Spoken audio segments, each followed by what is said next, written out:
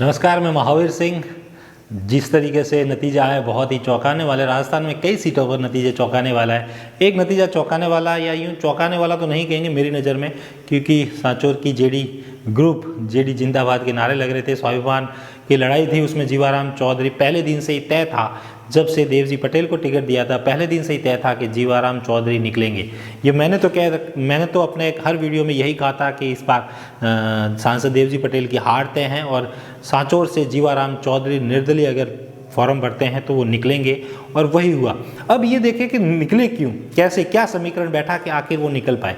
दो तीन चीज़ें हैं जो जीवाराम चौधरी के लिए सबसे प्लस पॉइंट रही और वो ही उनकी जीत का कारण बने। पहली चीज़, सबसे बड़ी चीज़ थी, कांग्रेस से बगावत करके यूँ कहे बसपा से टिकट लेकर आए पूर्व प्रधान शमशेर अली सैयद, जिन्होंने कांग्रेस के यूँ कहें सुखराम बिश्नोई से नाराज़गी जताते हुए बसपा से टिकट लिया और उसके बाद चुनावी मैदान में जो ताल ठोकी, उन्होंने बहुत ही बड़ा नुकसान किया सुखराम बिश्नोई के लिए। उन्होंने यूँ माने 26,108 वोट लिए, बहुत बड़ा आंकड़ा है सांचौर में शमशेर अली सैयद की ओर से, जो सीधा सीधा फ़ायदा जीवाराम चौधरी को मिला, क्योंकि जीवाराम चौधरी 4,671 वोटों से ही जीते। ज़्यादा कोई फ़र्क रहा नहीं। अगर शमशेर अली सैयद चुनाव नहीं लड़ते और कांग्रेस के साथ रहते तो कहीं ना कहीं जीवाराम चौधरी नहीं निकल सकते और सांचौर से सुखराम बिश्नोई इस बार वापस दोबारा जीत जाते। और एक और भी था कि सांचौर को नया जिला बनाने के बाद भी उनको क्रेडिट नहीं मिला। हालांकि क्रेडिट मिला, सब कुछ हुआ, लेकिन कहीं ना कहीं उनका नुकसान, एक सबसे बड़ा नुकसान तो शमशेर अली सैयद का बसपा से चुनाव लड़ना, ये सबसे बड़ा रहा। अगर उनको मना लिया होता तो आज नतीजे कुछ और होते।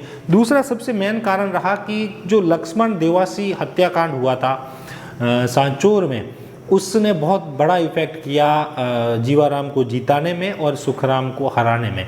सबसे ज़्यादा ये कहें कि सुखराम बिश्नोई को हराने में वो जो हत्याकांड हुआ उसका अहम रोल माना जाएगा। क्यों माना जाएगा वो मैं आपको बताता हूँ। क्योंकि जिस तरीके से लक्ष्मण देवासी की हत्या हुई, उसके बाद देवासी समाज जो था वो सुखराम बिश्नोई के खिलाफ हो गया। सुखराम बिश्नोई के प्रति उनमें नाराज़गी आ गई कि उनके समाज के व्यक्ति को हैं तो उनका मर्डर हुआ वहाँ पे। और बड़ी बात थी, जिस दिन सांचौर का स्थापना दिवस का कार्यक्रम चल रहा था, उसी दिन दहाड़े लक्ष्मण देवासी का मर्डर हो गया। वो एक बहुत बड़ी बात थी। उसके बाद ये हुआ कि देवासी समाज अब जाए तो जाए किधर। उनका था सुखराम बिश्नोई की तरफ उनको जाना नहीं है। दूसरी तरफ कि अब बीजेपी ने सांसद देवजी पटेल को चुनावी मैदान में उतारा, तो जिस तरीके से उनको टिकट की घोषणा हुई, उसी पल से, जिस समय जो घोषणा हुई उसी पल से सांसद देवजी पटेल का विरोध शुरू हो गया सांचौर में। बहुत ही ज़बरदस्त तरीके से विरोध हुआ और उस विरोध का नतीजा यह रहा कि वो जैसे जैसे दिन निकलते गए वैसे वैसे वो सबसे कमज़ोर प्रत्याशी के रूप में सामने आने लगे। तो लोगों को लगा कि अब जीत किसकी तय मानी जा रही है। तो उसमें जीवाराम चौधरी के समर्थकों के जो हुजूम हुए, महापंचायत हुई, उसमें जीवाराम चौधरी की जो संख्या दिखी, महापंचायत में लोगों की भीड़ दिखी, उस भीड़ ने ये तय कर दिया था कि जीवाराम चौधरी सांचौर से मजबूत प्रत्याशी हैं और टक्कर जीवाराम चौधरी और सुखराम बिश्नोई की ही होगी। फिर रबारी समाज जो हैं उन्होंने जीवाराम चौधरी की तरफ ही जाना स्वीकार किया। क्यों? क्योंकि हर कोई है, जीत जो मजबूत होता है उसी तरफ जाएगा।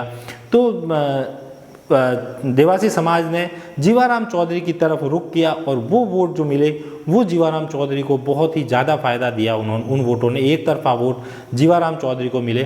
दूसरी तरफ रानीवाड़ा से जो चौधरी समाज के वोट थे, वो इस बार जो रतन देवासी की जो बढ़त है, उस बढ़त में कहीं ना कहीं वो रतन देवासी के साथ रहे।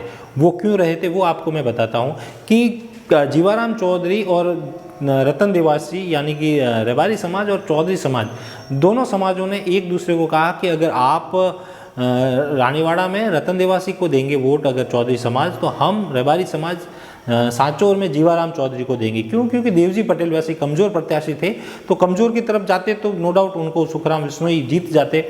तो इधर जीवाराम भी हारते और देवजी पटेल भी हारते और सुखराम बिश्नोई जीत जाते।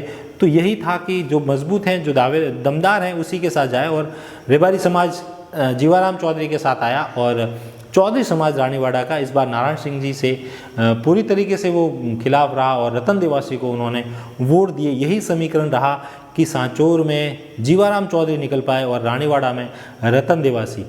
रानीवाड़ा में एक और चीज़ भी देखें कि रानीवाड़ा की जो कुछ गुट थे जो नारायण सिंह जी के साथ पिछले चुनावों में थे या इस बार आने वाले थे, लेकिन वो दिखे नहीं और कहीं ना कहीं वो नुकसान नारायण सिंह देवल को भुगतना पड़ा। चौधरी समाज के वो वोट नहीं ले पाए, क्योंकि जो पैकअप होता है चुनाव में वो यही होता है कि एक तरफ आप इधर वोट दें, हम उधर वोट देंगे। ये पैकअप चला। ये मैंने इस पैकअप का मैंने चुनाव टिकट घोषणा के समय ही कर दिया था कि रतन देवासी इसमें निकलेंगे और सांचौर में जीवाराम चौधरी निकलेंगे। और उस समय अगर ये था कि अगर देवजी पटेल अगर भारी पड़ते तो देवजी पटेल निकलते, लेकिन विरोध इतना हुआ कि देवजी पटेल कमज़ोर होते गए तो जीवाराम चौधरी मजबूत हुए। अगर देवजी पटेल मजबूत होते तो देवजी पटेल निकलते और देवासी समाज के वोट देवजी पटेल को मिलते, लेकिन देवजी पटेल का स्टार्ट से ही विरोध इतना हो गया कि रबारी समाज को जीवाराम चौधरी को समर्थन देना पड़ा, उनको वोट देने पड़े। तो ये देखें कि सांचौर में जो बड़ी राजनीति हुई है ये बहुत बड़ी राजनीति थी। और सबसे बड़ा उलटफेर कहें, यूँ कहें कि मोदी की लहर में जो पूरे जोधपुर संभाग से एक एमएलए जीत के आया था सुखराम बिश्नोई कांग्रेस से, जिसने या तो अशोक गहलोत जीते थे या फिर सुखराम बिश्नोई, उस लहर के बाद उस लहर में भी मोदी लहर में भी वो जीत हासिल कर पाए थे। तो इस बार तो सांचौर को जिला बनाया था और ज़िले की जो है वो बहुत बड़ी सौगात दी थी मुख्यमंत्री ने। जिस तरीके से सुखराम बिश्नोई को एक सौगात दी थी, उसके बाद उद्घाटन हुआ, बहुत बड़ा तामझाम हुआ। हालांकि सांचौर को जिला बनाने के बाद विरोध भी हुआ, रानीवाड़ा के लोग सांचौर में जाने को तैयार नहीं थे, इधर बागोड़ा के जो पंचायत के गाँव थे वो सांचौर में जाने को तैयार नहीं थे, भिनमाल के कुछ गाँव थे वो जाने को तैयार नहीं थे। तो इस तरीके से माहौल चला, क्रेडिट मिलता, लेकिन जीवाराम चौधरी ने सबके क्रेडिट को दरकिनार करते हुए जेडी ग्रुप के झंडे गाड़े और स्वाभिमान की लड़ाई में यूँ कहें कि राजस्थान की 2 सीटें जो हैं सबसे ज़्यादा स्वाभिमान की लड़ाई में निकली। एक से रविंद्र सिंह भाटी और दूसरा जो है सबकी निगाह थी सांचौर में देवजी पटेल जो सांसद थे वो मैदान में थे और उनके सामने थे जीवाराम चौधरी। तो सांचौर की जिस तरीके से सीट निकली, समीकरण यही बैठे। रानीवाड़ा में समीकरण इस बार रतन देवासी ने जो समाज विशेष के साथ जो पैकअप हुआ वो पैकअप रतन देवासी के लिए फ़ायदा हुआ, नारायण सिंह के लिए बहुत ज़्यादा ये मुश्किल हुआ। इसीलिए यूँ कहें कि रतन देवासी 22,362 वोटों से जीत हासिल कर पाए।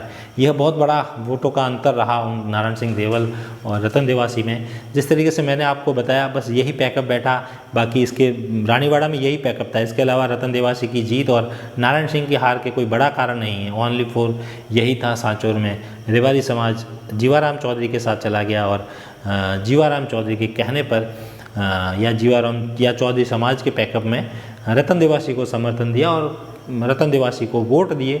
वही रहा, 2 बार से विधायक थे नारायण सिंह देवल, इस बार जीतते तो हो सकता है बीजेपी की सरकार में उनको कुछ बड़ा पद मिलता, लेकिन इस बार उनके हार का सामना करना पड़ा और वो इस बार चुनाव नहीं जीत पाए। यह था सांचौर और रानीवाड़ा के सीटों का समीकरण कि आखिर दोनों सीटों पे कोई कैंडिडेट रतन देवासी और जीवाराम चौधरी कैसे निकले। यह था समीकरण। आपको क्या लगता है? अगर यह था तो कमेंट में ज़रूर बताएं, या फिर कुछ और कारण थे तो भी आप कमेंट में ज़रूर बताएं। धन्यवाद।